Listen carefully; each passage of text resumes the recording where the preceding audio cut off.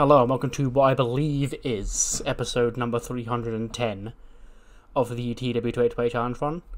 This is going to be Monday Night Raw for week 4 of November, and it is the go-home show for Survivor Series War Games. And yeah, the main event tonight will be Damian Priest of the Grand Jury taking on Edge of the removed Grand Jury for the advantage in that main event.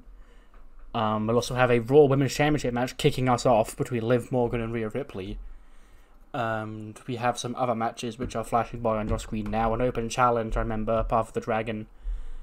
And, oh, the anime fight between Dijakovic and Dio Senpai, yes. And some other stuff that's not been announced. We were told that we would hear from the Impractical Jokers this week, so let's see what happens there. Without any further ado, though, let's jump straight into the show. It's got an 81 because I did rate like everybody you see here, I believe, apart from maybe Sonya and Julia because I don't think they said anything. But I definitely rated all the baby faces, so yeah, it'll probably be Liv and Cheetah bringing it down. So it's just these 6, yeah. The whole babyface team comes out though, you know, including Nova, but I had limits on how many women I can put on screen. And this is, you know, just their first big, you know, 5-woman promo. You know, they're united ahead of Survivor Series this Saturday, and they take on Rhea, Charlotte, and the Grand Jury. And, you know, Liv's going to go into that match as the Raw Women's Champion because she's got a chance to shock the world, you know, to become the Raw Women's Champion tonight when she takes on the Raw Women's Champion Rhea Ripley. And, you know, she knows Rhea's dominant. She knows Rhea's been, like, on top of the game right now, but people have underestimated Liv her whole life, and she's won that title once before, and she's going to win it again tonight.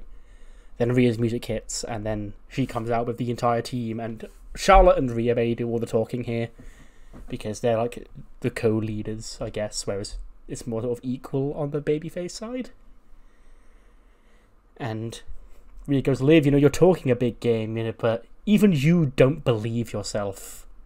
In fact, if I were you, I'd turn back now, because if you want to make it to Survivor Series, you know, there's no point you giving it all this that you're going to be the Raw Women's Champion after tonight, because you're not, you know. You could barely make it to Survivor Series because every single person that I step into the ring with, I dominate and I destroy.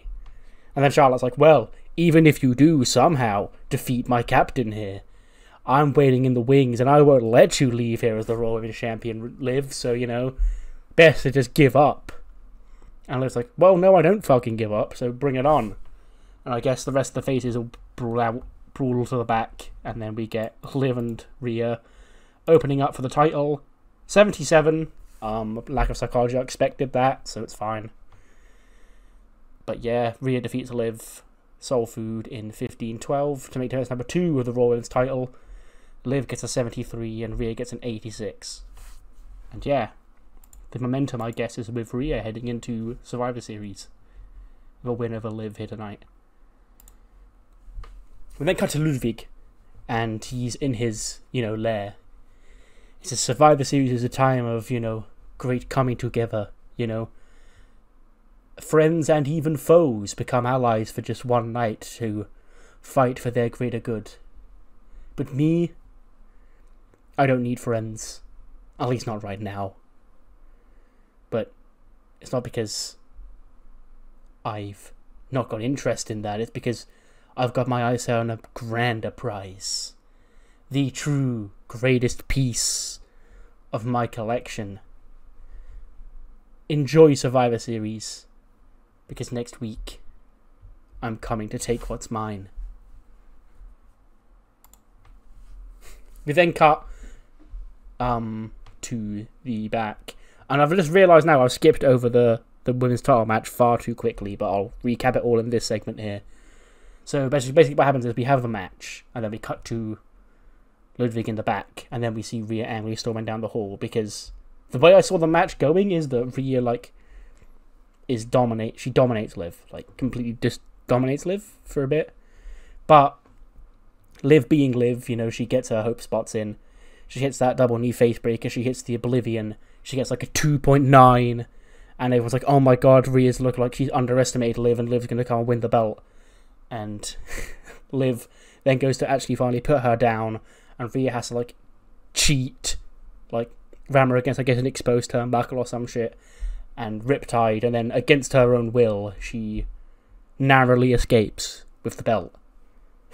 And that's when we get angry Rhea storming through the hallways, and Kathy Kelly comes up and she's like, Rhea, you know, close call there tonight with your championship. And Rhea's like, close call? I mean, sure, it may look like a close call, but listen to me here. Never again. Okay, Liv thinks she got one up on me. You know, Bianca, that son of a bitch, Bianca Belair, thinks she got one up on me. Well, guess what? I got one up on her because I hold her title, and she does not have it. Okay? And as for the rest of them, Shida, I beat her last month in her own country. And I'm going to destroy everybody else on that team. Sasha Banks, Nova Nebula, and probably Bianca Belair again, just for fun, because I enjoy it. Whether that be at Survivor Series or after. Sooner or later, I will dominate them all, and they're going to regret taking me lightly. And then Rhea storms off, and Kathy's like, oh, okay, well, I guess I've pissed her off asking that question. Super awesome squad anime entrance. It's time for the anime fight. Dio Senpai, Manny-kun, Sensei, and Saray make their entrance to the actual wrestling ring, because Dio is having an actual wrestling match against Dijakovic coming up next. And that match gets a 70, which is very on brand for the ratings, you know, 69 and 70, yeah. Dio's actually outscoring Dijakovic, that's interesting. But Dio does win, he beats Dijakovic in 7:25 by the power of anime. The power of God and anime on his side and all that. And yeah, the, I guess, bounty hunter that Dijakovic was sent out, we can assume by the Schism, but not necessarily the Schism. But they are the villains of the My Wrestling Academia right now, and they have the pendant, so we can only assume it was Joe Gacy who sent the bounty hunter codenamed T-Bar to take out Dio. But it didn't work, and our hero has a dub here tonight. We then get a segment. Alexa is in her office with Ivy just standing around there. She's like, where the hell is Tatum? I sent her away like 20 minutes ago. How long did it take? And then Ivy goes, well, there's probably, you know, catering is a busy place. She goes, yes, well, she's on GM's orders to get me coffee. Why is it taking her so long? Then we hear a knock at the door, and she goes, well, there's better be her now. Opens the door, and instead of Tatum Paxley, it's John Morrison. And she's like, oh, what? And then Jomo's like, wow, what a kind welcome to your Intercontinental champion here, Alexa. She goes, sorry, I'm stressed. Okay, I need my coffee. I sent Tatum to go get my coffee because I thought that's what these two are good for. They go and do my errands for me, but she's taking so long. But anyway, what do you want, Morrison? And he goes, I've had a week to think about it. I think I can't run away from Bivens and his crew. Tonight, I want to defend my Intercontinental Championship against Veer Mahan. Alexa goes, really? You and Veer for the IC title, undefeated Veer Mahan, that Veer Mahan. And he goes, yeah. You know, I may be the most moist sea superstar in WWE, but what does that really mean if I can't also, you know, back it up with words? And Alexa goes, to be honest, I don't really know what it does mean with words. I mean, like, you're wet, I guess. And Jomo goes, well, you'll see what it means when I slip and slide my way past the undefeated $1 million arm later on tonight in that championship match. And then Morrison leaves, he opens the door, and Tatum's on the other side now coming in with the coffee that Alexa sent her to get. And then she's like, where have you been? She goes, I went to get you coffee. He goes, why have you taken so long? And she goes, it's busy in the catering. And she goes, yes, well, maybe if you had a backbone like I would have, okay, you'd be like, hey, bitch, this is for the GM, move your wrestler ass out of my way, and let me get this important copy for your boss. Tate goes, well, I just not that kind of girl, I'm sorry, I'll do better. Let's go, yeah, you fucking will.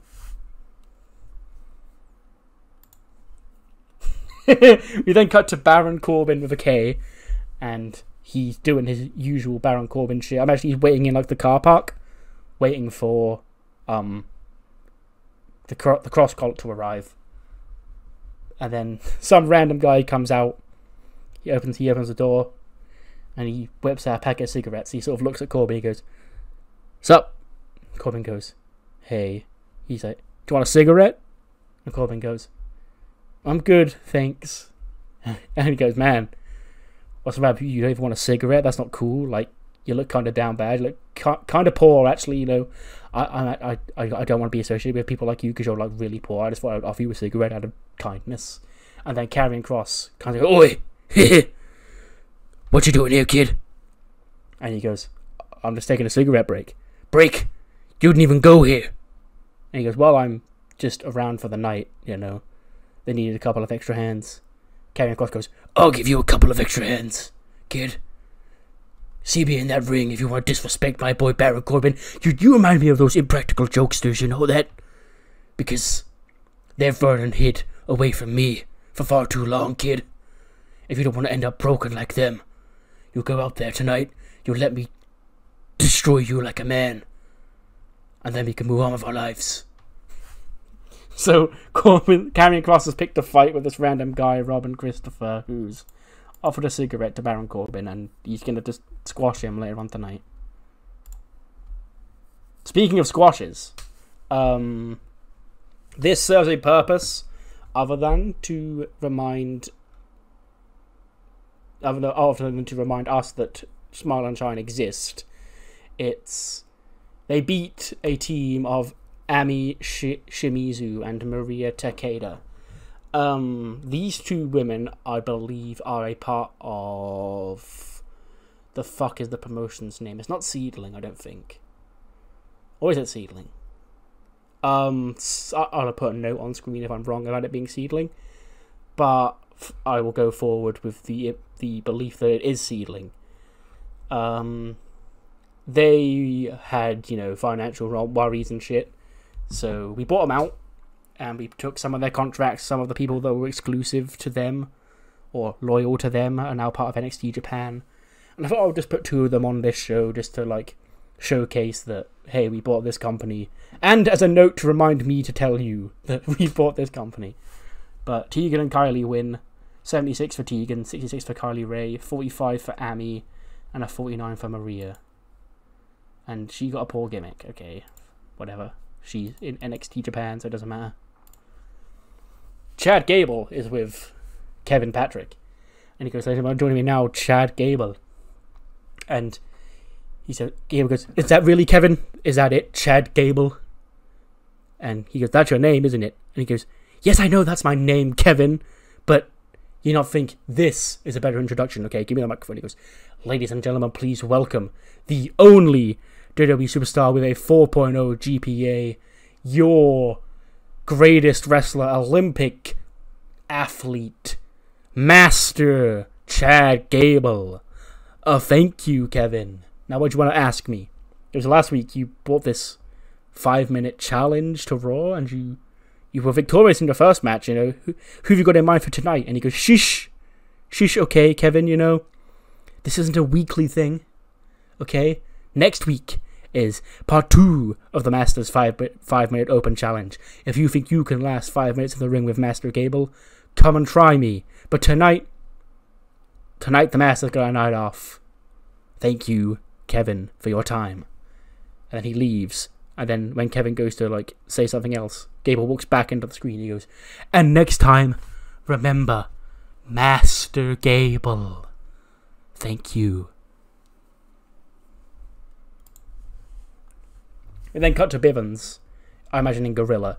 And he goes, well, so it seems not only is Johnny Drip Drip kinda, wet in his own words, he's also an idiot.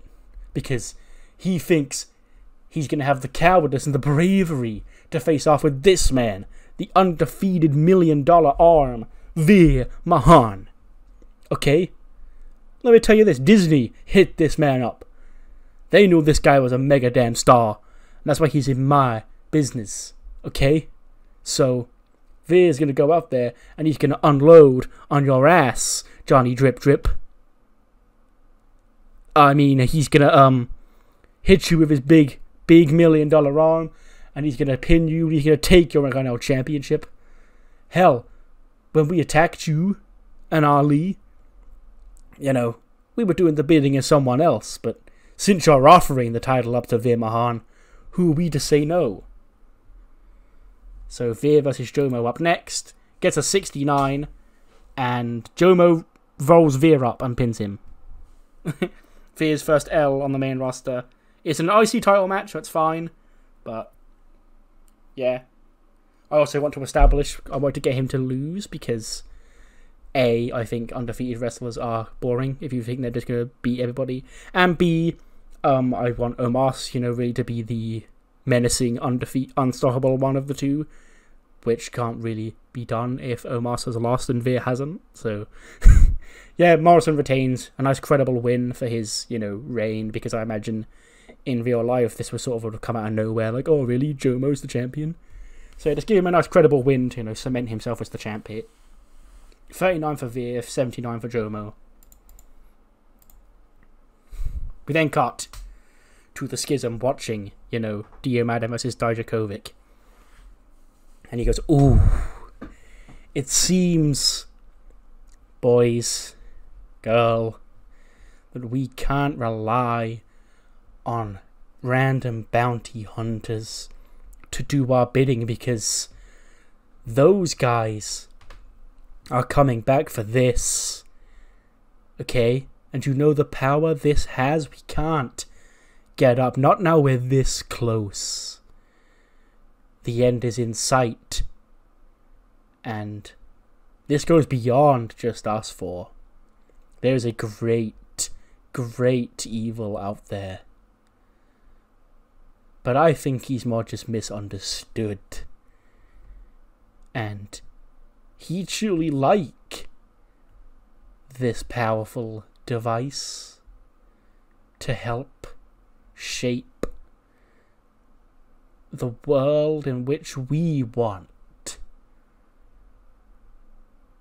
So stay alert, because when those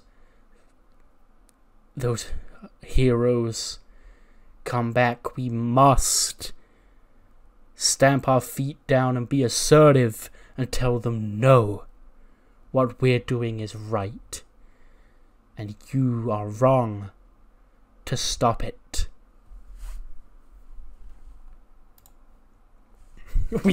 Oh my goodness. We get, I think they did one of these in real life. They did a backstage sit-down interview with Dominic, like right after he turned after Ray. Like it was like a sit-down thing in the back, so they could edit it and shit together.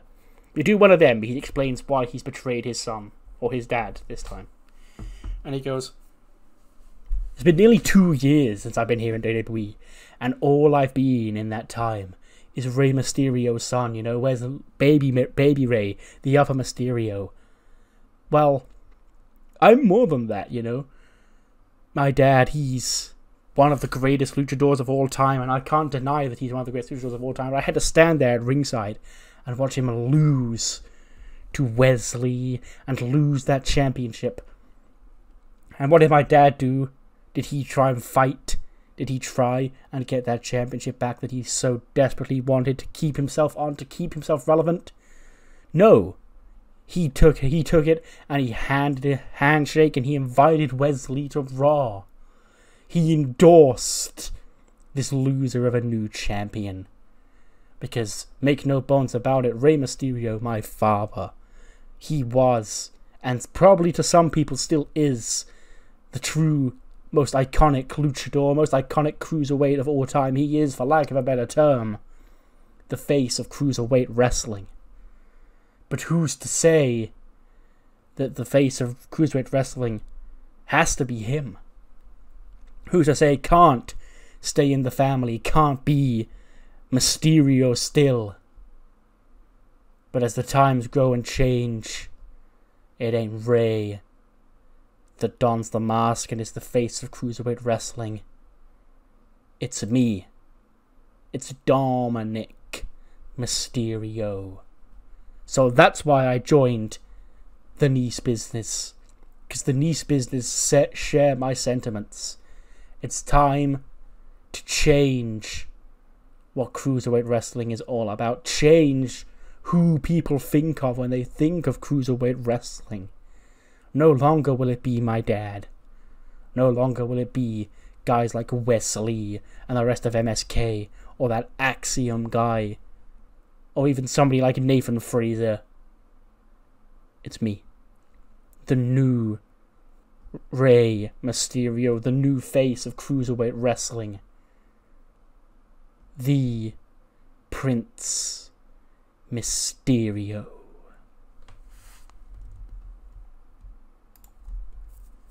Oh! 68 for Karrion Kross beating Robin Christopher in a minute with the Nothing personnel. 78 for Karrion, 30 for Robin. Okay. Who did I use for Robin? Oh, I know, yeah. Okay. I just because this is a dev guy with a different coat of paint, so I want to remember who that was. Yeah. But anyway, after the match, Karrion grabs a mic and he goes, "So, where you at, jokesters? You too scared? I haven't seen you arrive. You scared of me? You scared of Baron Corbin with a K? You scared of Carcass, Cutler, Carland? Who is it? Who are you afraid of?" And they're like, "Hey, up here. Hello, Karrion." And then they're like, "Oh, sorry that we couldn't be here tonight. You know, we're on set, you know. Don't know if you heard about our hit show, you know, just renewed for a new season. Kind of busy. We couldn't really respond to your criticisms because, quite frankly, we don't care about what you think of us. But, Karrion, we hear that you challenged us to a wrestling match.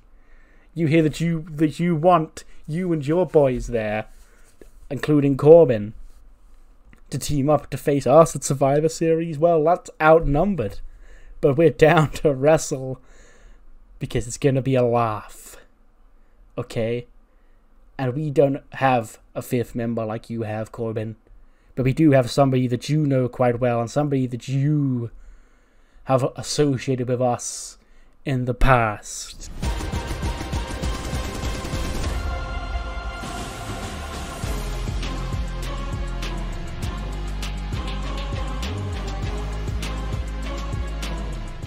Out comes Logan Paul. And Logan Paul's like, "You know, Corbs, I've sort of been about the block here in this company. I know the way things get done here. And quite frankly, I can't remember the last time I saw you two win a match. But yet you're saying that guys like me don't belong here. We bring more eyes to this damn show than you ever will. Huh? Because you've got 3 followers. I've got 80 million, or whatever number. 80 million? 60 million? Something. Millions. Whatever the number is. And if you want to say that those guys are just like me, I take that as a compliment. But we can only hope they're just like me when they get into the ring. Because I could whip all your ass. And I'm going to do that when Team Prime Jokers comes to Survivor Series." So there's the match. The Impractical Jokers teaming with Logan Paul to take on the Karrion Kross, Colin Corbin. We then get a in-ring promo from the champions ahead of their open challenge for the belts. Again, I don't know who does the talking here. Probably Humberto.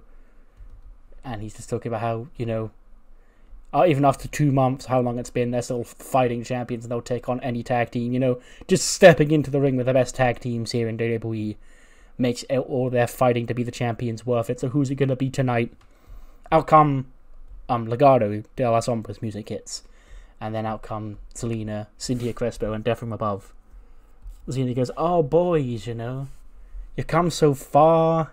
You know, it's kind of heartwarming, you know, watching you guys grow from, you know, thrown together duo who mainly were just there to make other people look good to, you know, the champions of the world. Unfortunately for you, you know, you came up at the same time as this duo here, Death from Above. And tonight, the reunited pairing of Grand Metalik and Lince Dorado are going to steamroll you, get that momentum to head into Survivor Series, and be your new Raw Tag Team Champions." And that leads to Path of the Dragon against Death from Above for the belts. Yep, sounds about right. Match gets a 90. Tozawa pins Grand Metalik with a diving senton in 14-10. I imagine there is some kerfuffle at ringside with like the rest of Legado and Xia Li and Selena and Zergis and all them. But yeah, Path of the Dragon do retain. Tozawa pins Metalik with a diving senton to make defense number 5 of the Raw Tag Team titles. 80 for Humberto, 82 for Tozawa, 86 for Metalik, and a 67 for Lindsay. Then they celebrate with the belts. Zergis is with them when Andrade sort of gets in Zergis' face and like shoves him, and he goes, "Come on, I'll fight you now. You know, bitch, you want to cheat my guys out of this title match? Fuck you." We then get Andrade versus Zergis, which gets an 82. But, you know, Path of the Dragon have worn out from the match, but Legado still outnumber them. Will outstorm the rest of Team McIntyre for Survivor Series. Lay waste to everybody at ringside, which leaves Andrade alone, and he gets laid out with a big chokeslam by Zergis and pinned. So one final shot heading into Survivor Series, where Legado have got to try face off against the Babyface supergroup. These 5 who cut a promo after the match. How, you know, Legado may think that they're here to take over Raw, well, to get to take over Raw, you gotta take down its top stars. And that includes us 5 here in the ring. We understand that as a unit, as a 5-person unit, Legado de la Sombra may be better because they're experienced together. But it turns out that as individuals, these 5 are going to be tough to break down. So we'll see you Saturday, boys. This should be interesting. Next week, though, we can't announce too much because, you know, Survivor Series is coming up. But we do know 2 big matches are now set for next week. The first being, we heard Rhea Ripley rant earlier on tonight about how she wanted to destroy everybody on that team from Survivor Series. And she's going to get the chance to do just that next week when she defends the Raw Women's Championship in a huge match against Sasha Banks. I believe maybe for the first time ever. I can't remember them ever fighting before. But, other than that, we have to find out who the next challenger for the World Heavyweight Championship will be in a big-time fatal 4-way. Zergis the Mighty, who just scored the winner over Andrade just now, will face off with Dolph Ziggler, Ludwig Kaiser and Randy Orton in a fatal 4-way match, with the winner getting the next shot at Drew McIntyre in the World Heavyweight Championship.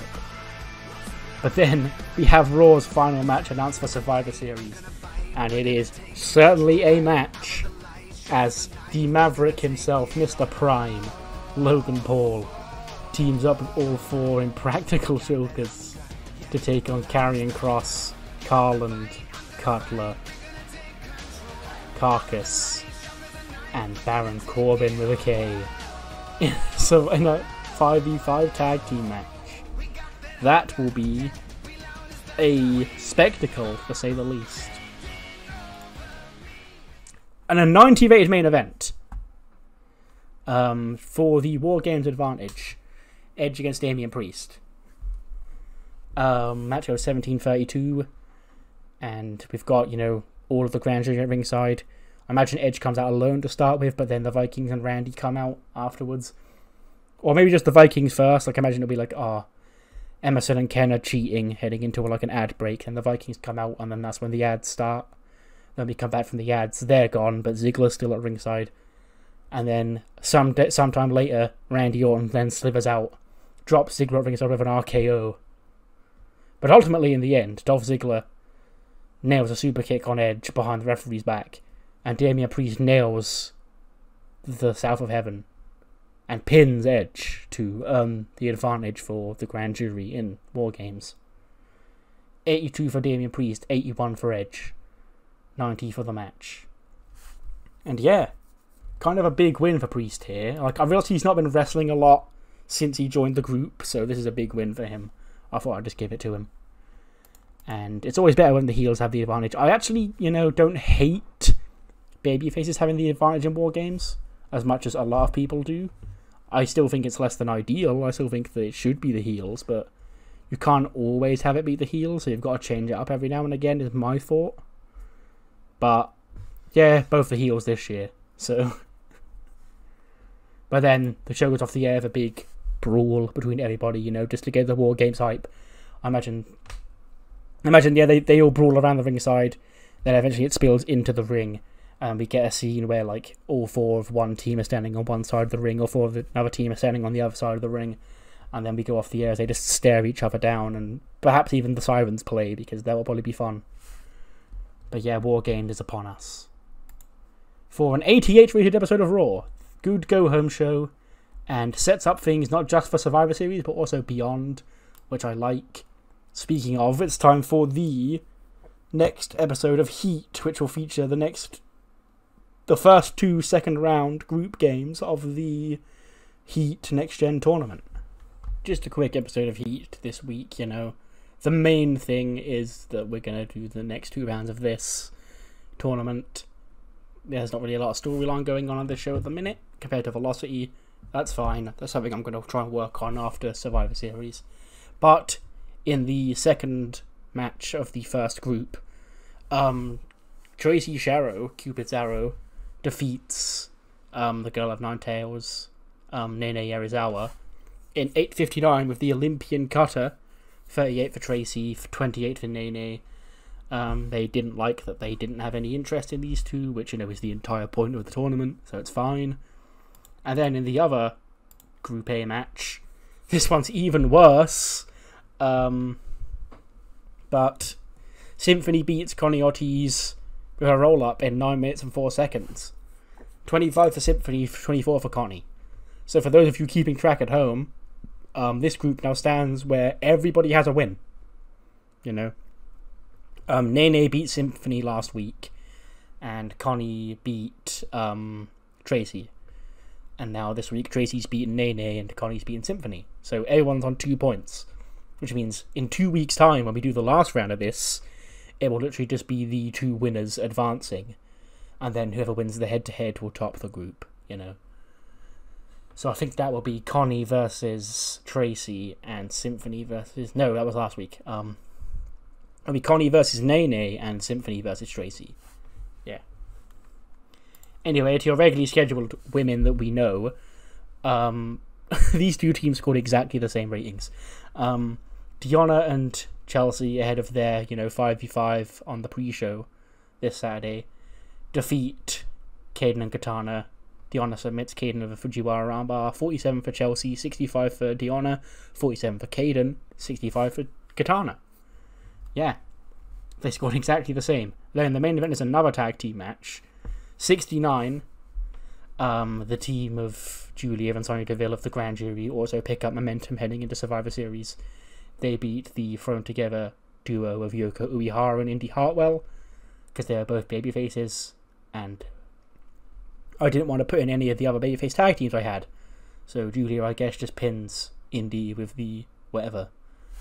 Yoko gets a 73, a 67 for Indy, a 73 for Sonya, and an 81 for Julia. The show then ends on a 62. We managed to, not have a bad show despite this.